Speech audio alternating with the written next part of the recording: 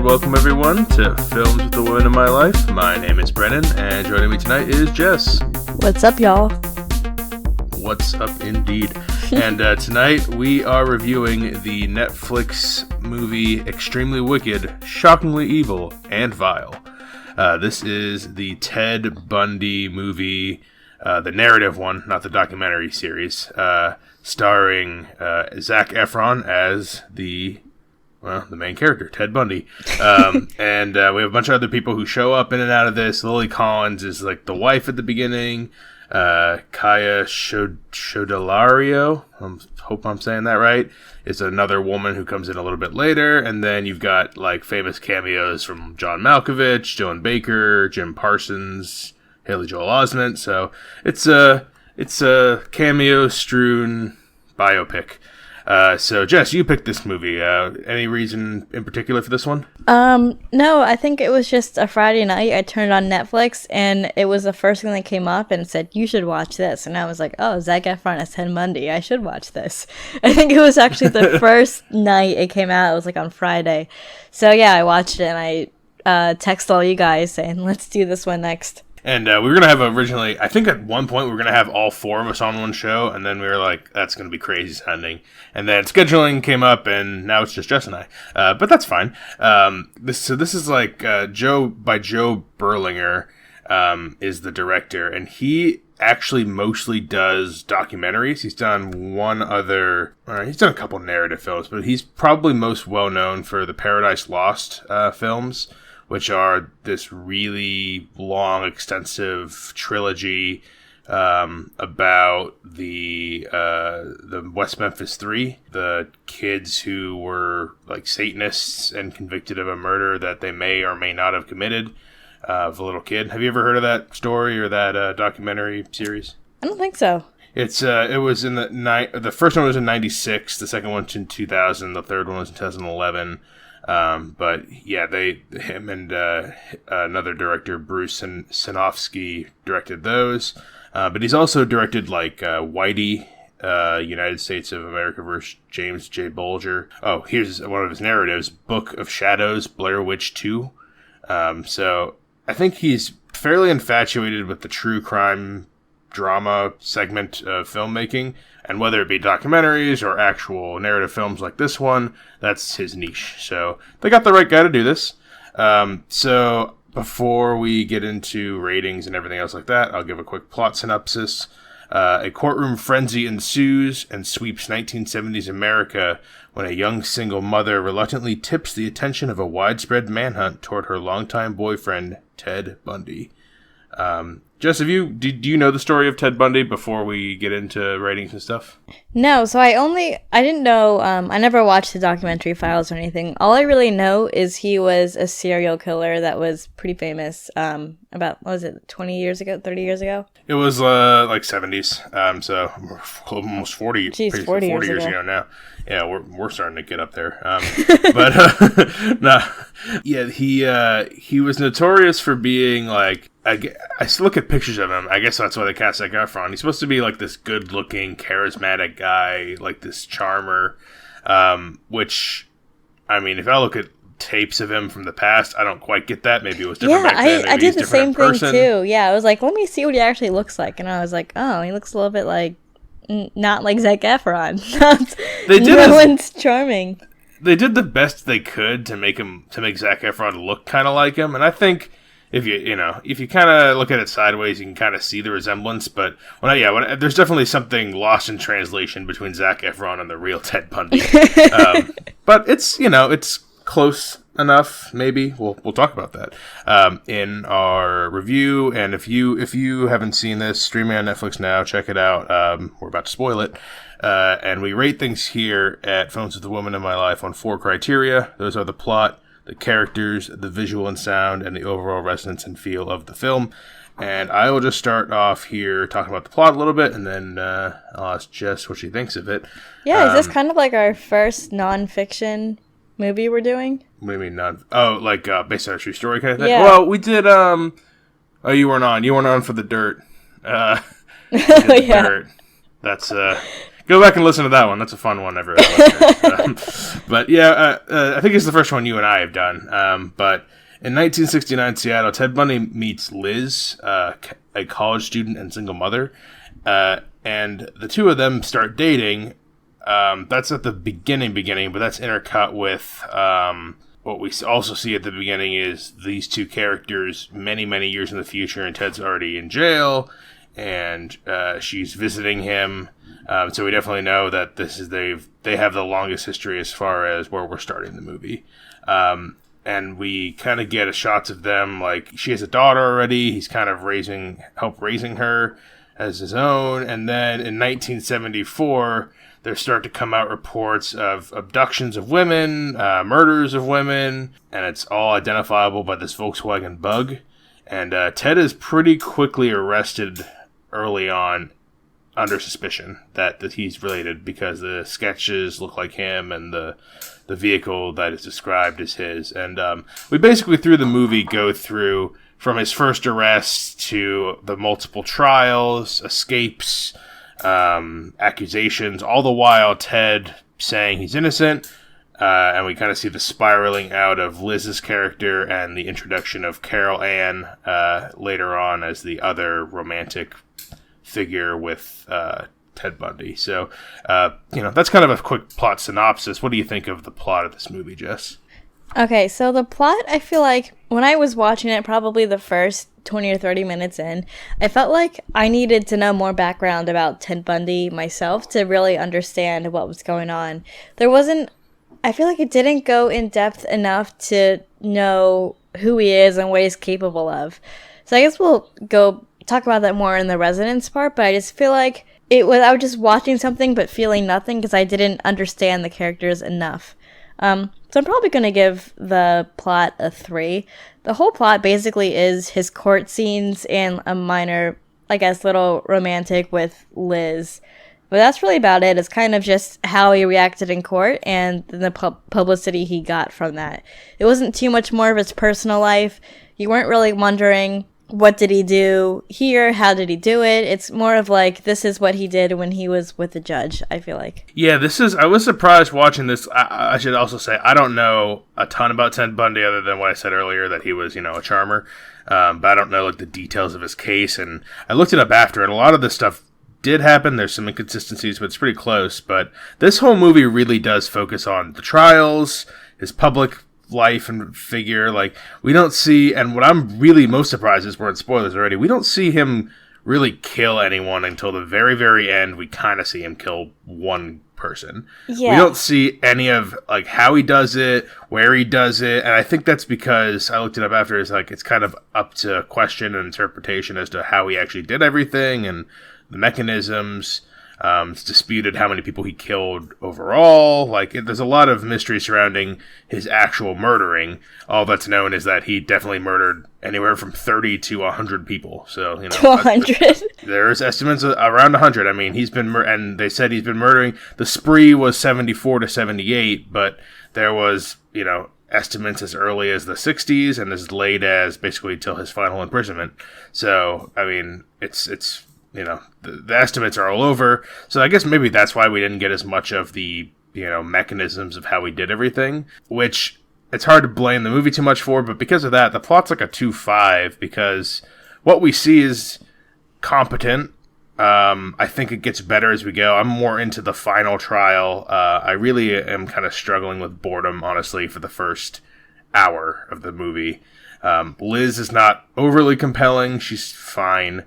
Carol, and you think, watching Ted Bundy, you'd be anything but bored since he's just the psychotic mastermind. Yeah, he's supposed to be this, like, crazy guy who, like, did all these things, but is also super charming and fun. And I guess that's the thing is, I mean, we'll kind of breeze through this part before we get to some other parts. We'll talk about the characters right here. Other than Ted Bundy, I don't really care for any of the other main characters. There's a few bit players we see later that I kind of like in their bit parts, but for the most part, I mean, I'm giving these characters, Ted's a good 4 or 5 as far as his performance, and everyone else is like a 2-ish. So I mean, average that out, you get like a 3. So I'd probably give these characters a 3. What do you think, Jess? Yeah, I think I'm with you there. I'd probably give them a 3, and I think I agree with you. It's mostly because Zac Efron really brought that up. He did play the character really well. He was the charmer, and in court, like, he did swoon everyone. But I feel like he only played one part. He only played the charmer, and he didn't play the craziness and the killer. So I feel like I wanted to see the twist. I wanted to see him revolve and like get that mind fuck. But I mean, he was just the face that you saw in court. So I was kind of disappointed you didn't see the back and forth or something like that. Yeah, we really don't see him be fucked up until I would say the last 5 or 10 minutes of the movie, and like, Yeah. and it's it's short because maybe this is the tone it's going for is you're supposed to be on his side until the end. You're supposed to be like in the seat of Liz and Carol, the two women in his life, I guess. The women in his life. You're supposed to be on their side where, like, he's saying that he didn't do it. There's a bunch of evidence that says he does. There's, like, a back and forth in the media, and it's weird. I don't know if I think it's Zac Efron's performance here, and that's why I kind of like it. I can't believe I'm on his side for a lot of this. Yeah, I felt the same way, too, but I think it's because we never saw the other side, so we can only believe what we see. Right, like, I think and maybe that's the perspective this movie was taking, was like the perspective of someone completely on the outside, not knowing for sure that he did anything, and only seeing the front, like I didn't do it, I'm innocent, and like really charmingly, like calling the whole thing a farce, and he's got good quips, like I like him the whole way through, and even knowing now all the stuff he did, like, and I guess that's a big credit to Zac Efron's, like, how could this guy escape and be beloved by so many women? Because that's another part of his oeuvre, is that he had, huge following of women saying they loved him, and they wrote him letters, and he had a cult of personality, and I think Efron brings that to the table, and that's kind of the only side we see, which is a way to do it, I guess. Yeah, I mean, I agree. It was effectively done, but I would have rather had some sort of conflict that I think it would have attracted me more to the movie and had some more resonance with that as well. Because it just felt like you see someone, you see them charming, and you're telling them something else, and you just don't believe it. And I don't know, since you don't believe it, you don't see it, it just really wasn't there. Yeah, and so what happens here throughout, like, the middle plot here, and I'm mostly bored, but the only times I'm not bored is when I'm kind of cheering for Efron, but mostly it's kind of numb here in the beginning. He goes on the bench trial in Utah, and he gets sentenced, and he escapes, and then he gets caught and transferred to Colorado, and then he escapes, and he goes to Florida, and he gets caught, and this is the one that sticks, the one where he, and this is like the big one when he's in Florida. Liz has left him, it took her a while. She was sticking with him for a while, but leaves him because it's just too much, and slowly starts to think he actually did do it. This is where he starts to pick up with an old friend who becomes his later girlfriend and wife, Carol Ann. And, Florida is where the shit goes down. Florida's the big trial, and this is where we get probably your most famous cameos. You get Jim Parsons. I think people will know him from what's that shitty show I don't like? Big Bang Theory. Oh, I hate that show too. Yeah, there we go. We don't always agree on TV, but we agree on that one. And from all accounts, Jim Parsons, heard he's a really nice guy. From the few people I've heard that from, who have met him or know him. I knew I recognized him from somewhere. I'm like, now it makes sense. He was the Big Bang Theory guy. Yeah, I don't want to disparage him too much, because on this, I actually like, he's the lawyer. So he's the lawyer who's convicting Ted. He's the prosecution lawyer. And I think in his 5 minutes of screen time, he's a good cameo. I like him. I think he plays it well, and his little speeches are good. And the other big cameo I think we get at this point is, we do get Haley Joel Osment as the fat, like, boyfriend who comforts Liz. I don't think he really does much. But John Malkovich is the judge at the trial, Judge Edward Court, who is based on the real Judge Edward from the real trial. Even uses some of his lines that he actually said in the trial. I like him, and I like Jim Parsons' parts in this end here. But what we haven't talked about, and I don't know how much we can talk about, is the visual and sound. Jess, did any of that leave an impression? Not really. I think it's just basically what was in court. There could have been like a ton of visual and sound if they showed murder and all the creepy stuff he did. There could have been a really strong part, but it was very absent. So there was no landscapes, no really artistic shots, nothing that really stood out to me. So maybe give that a 2. Yeah, I mean, there's one song at one point where it's earlier on where him and Liz are having sex in the bedroom, where they're like kind of foreplaying, and they play a Joe Tex song. Oh, I got you. You thought he got away from me, and that one kind of fits the tone, and I like it for the time period, and I just like that song. And a few other songs I recognize, but they were kind of like stock songs that you would use in, a movie like this that I've heard in a million other movies. So I guess the music was, at least remembered a little bits of it, but yeah, the actual camera work, the cinematography, the filmmaking, like of the visuals, it's pretty bland. It's pretty forgettable. Like, I'm hard pressed to think of, other than like maybe the zoom in shot at the very end when he's talking about he's getting sentenced to the death penalty and he's talking about how innocent he is. Like, that's the best we get, and it's disappointing. I'm also going to give it a 2.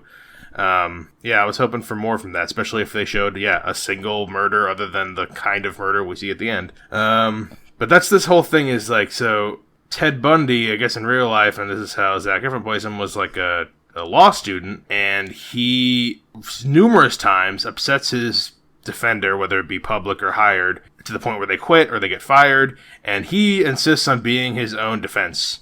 And while he's charismatic and fun, and people laugh when he, tries to go along with them, the judge and the jury at the same time are like, yeah, you're not serious. Like, this isn't working. And I got that whole sense. Do you get that sense in like that final courtroom scene that, he starts to kind of unravel, it feels like. Yeah, I think at that point you'd honestly just be tired.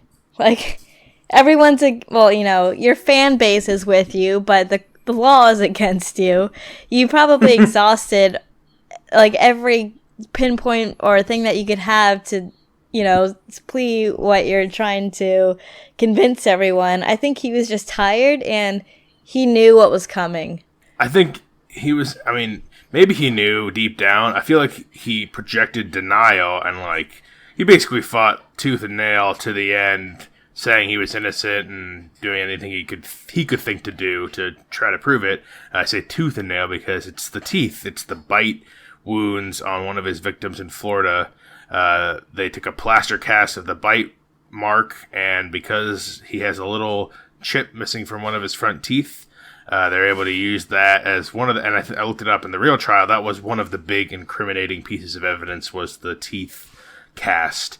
Ted's got the charisma, but the prosecution has a lot of decent evidence and a lot of witnesses coming in, confirming that what they're saying is correct. And it leads to multiple life sentences as well as the death penalty for the murder of 2 of the women and the attempted murder of 3 others in Florida. And that's just the Florida women. We're not even talking about, all the fucking other, like, the couple dozen to, anywhere up to 100 women that he has and hasn't been accused or caught for. We get some dumb stuff like, oh, I'm pregnant with your baby, Ted. Other woman says. I want to know how valid, like, her character was, his wife.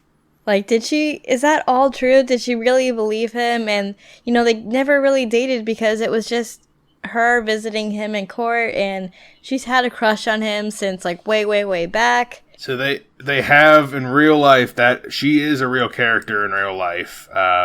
She did speak on his behalf and organize groups to rally behind him. And he did have many women in their teens and 20s pine over him, like he was almost like he was like a pop star. Like, he had groupies basically that followed him around and waited for him outside of the courthouses and cheered his name and sent him letters. Like, he really did, and she really was a real person who had a kid who is Ted Bundy's biological son. So I mean, I don't know. It seems like a lot of her character anyway was pretty accurate to real life. That's how it all turned out. So we get his sentencing, the zoom in shot that I like. Then you get a flash forward to 10 years later, and Ted's on death row. He has been trying to convince them to take, because he got offered a plea deal earlier to take life and end the trial, but he decided to try to defend himself, and that's why he gets the death penalty, because of his own arrogance, which is a nice little poetic beat that really did happen, so I enjoy that. He meets with Liz, the scene we see from the beginning. She begs him to tell her the truth for too long. I'm going to go ahead and say this scene goes on for, it feels very long. So do you think this scene actually happened? I feel like this one was fabricated in this... No. Okay. No, I feel like this was dramatized. I feel like she might have visited him, and there might have been something like this that happened, but I don't think it went down anywhere near, like, free me. Exactly. Just let me so go. And then she holds the picture up, and that would be the thing, like... No, I don't think it went down like that. So they kind of say, the only reason why Ted Bundy eventually said that he was guilty was only because Liz was begging him to get the weight off of his shoulders, because long time ago, Liz is the one that called in Ted Bundy's name when there was a wanted picture out for him. Right, way back when they were still kind of together. Yeah, but then that makes me think, do you think Liz actually had suspicion that Ted Bundy did that? Because if I was in her position and I saw this guy that, looked like Shaggy, like every other guy in the 70s, Shaggy from Scooby-Doo, driving a Volkswagen, which again, every guy in the 70s drove, I wouldn't even think twice and be like, oh, that kind of looks like my boyfriend, that's his car, but a different color, let me call it in. I feel like she had to have known something or felt, or I don't know. I think you're probably right. I think deep down, just like Ted knows deep down he's fucked, I think she knows deep down that he probably, even, I don't know from the beginning, but early on knew that something was up with him, and that he was acting weird or something. But I would agree with you that I think she knew from the beginning, and it shows throughout the movie. She has a drinking problem, and she's really in love with him to the end. As much as Haley Joel Osment's Jerry, the fat bearded guy, tries to be like, don't let him ruin your life, and she's like, shut up, you're just friend zone. You're just friend zone. You're just the filler. Yeah, you're just here because convenience, and this is their big, it's supposed to be their big emotional confrontation, and I guess we go into feel and resonance now, because I don't feel or resonate much of this movie, unfortunately. It works in parts, it's got a good performance by Zac Efron, I will say, and a couple of the bit players, but I feel like I'm going to forget this pretty quickly. I don't think this is going to stick with me, so...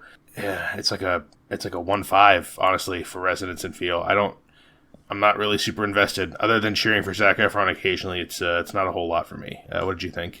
Yeah, so actually I was going to give it exactly the same rating, 1-5. And I feel like it has so much potential to be so much more. I understand maybe the director didn't want to go that alternative, and that would be an entirely different movie. But I guess right. I wanted to feel...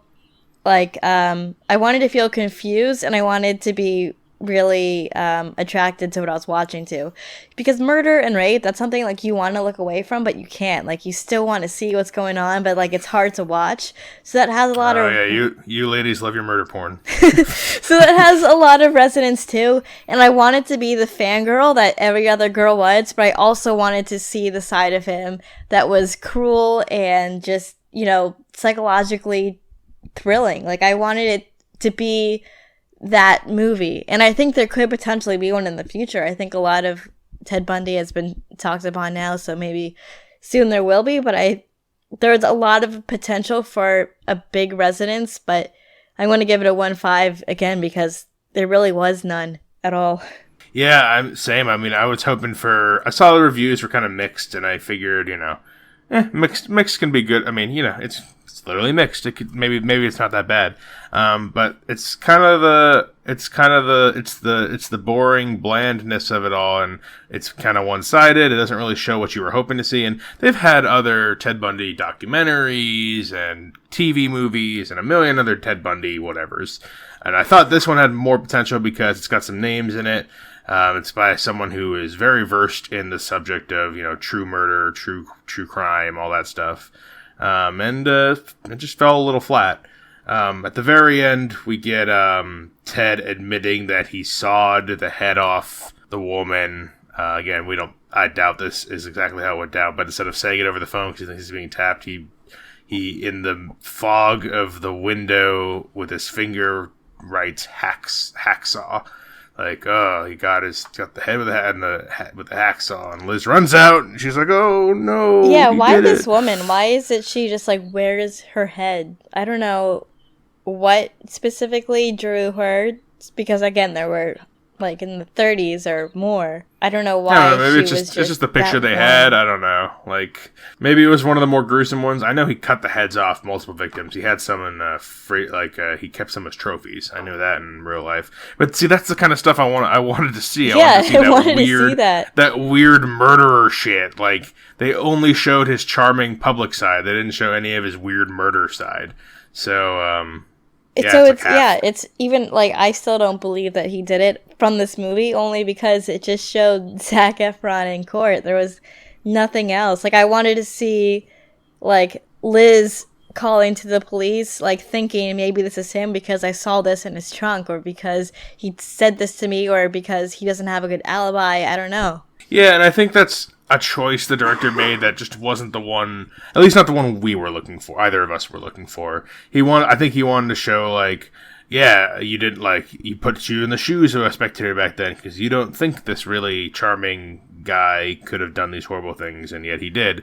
And he does confess in the movie to a bunch of the murders. In real life, he did, before he died, confess to 30 of the murders. Before he was, eventually executed by electric chair, 1989 in January at age 42. And we see some clips of, like some archival footage of, the real Ted, the real Liz, the real Carol, the real Judge Edward. We get, a bunch of different clips at the end here, and some of those blurbs like, oh, like Liz is now married and doesn't drink anymore, and the judge retired and passed away, and like we get a bunch of that kind of stuff. But that's pretty much the end. Not a whole much more for an hour and 50-minute movie. There's not a lot to talk about, unfortunately. But Jess, would you recommend Extremely Wicked, shockingly evil and vile? I actually don't think so.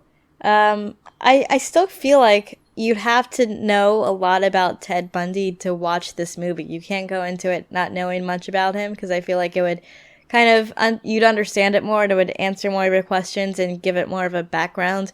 So maybe if you watched all the documentaries and the movies and you just wanted one more source, you can. But no, I think it would bore people, and it wasn't capturing enough. So I probably wouldn't recommend it. Yeah, I'm not going to recommend this either. It's, I mean, there's an audience for it. If you like those true crime shows, I think this will be, you'll be okay with this. But like, it's just, it's underwhelming. It's not great.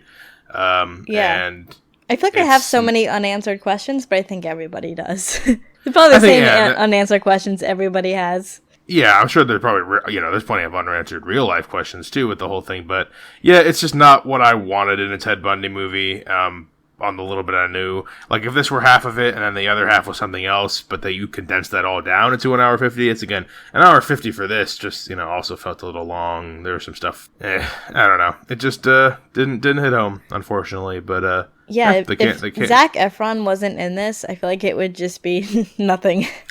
Oh, I would have been dying if this was just like a nobody lead and he was like blah. ooh, I would have torn this up. I would have really struggled through this. I'm not even a Zac Efron fan. I think the last movie I saw from him was High School Musical. So I'm not even like seeing it because I love Zac Efron, but I kind of think Zac Efron as Ted Bundy, like, ooh, I'll watch that. But now I'm like, now I don't want to. I was forced to watch Baywatch, and he's in that. Don't watch that. So that's our extremely wicked, shockingly blah blah blah, shockingly boring. Yeah, okay. Review. Can we talk about the title of the movie? I think the title of the movie itself. Like, I just why name it this? Well, that's what the judge says at one point. He says you're extremely wicked, shockingly evil, vile, and something else individual. Like, oh, okay. So that's why they named him. That's why they named it that. But yeah, not good. But we got, what is good is that we have more reviews that are not this coming up. We've got a couple more streaming, and then we've got, the big end of May and the rest of June where it's theater reviews all the way through. But if there's anything you want us to review in the meantime or coming down the pike in the next couple months, Films with the Woman in My Life on Facebook, Films Woman Pod on Twitter, and I am Brennan _pod host on Instagram. Jess, anything else to add before we shut down? Nope. I just hope that there will be the Ted Bundy movie that we want in the future. Maybe one day. Thanks, Jess, for being on. Thanks for having me. And until next time, everyone, this is Brennan signing off saying thanks for listening and enjoy your movies. Thanks for listening to Films with the Women in My Life. If you enjoyed being a listener in our life, subscribe to us on iTunes. Please leave a review as it helps more people find the show.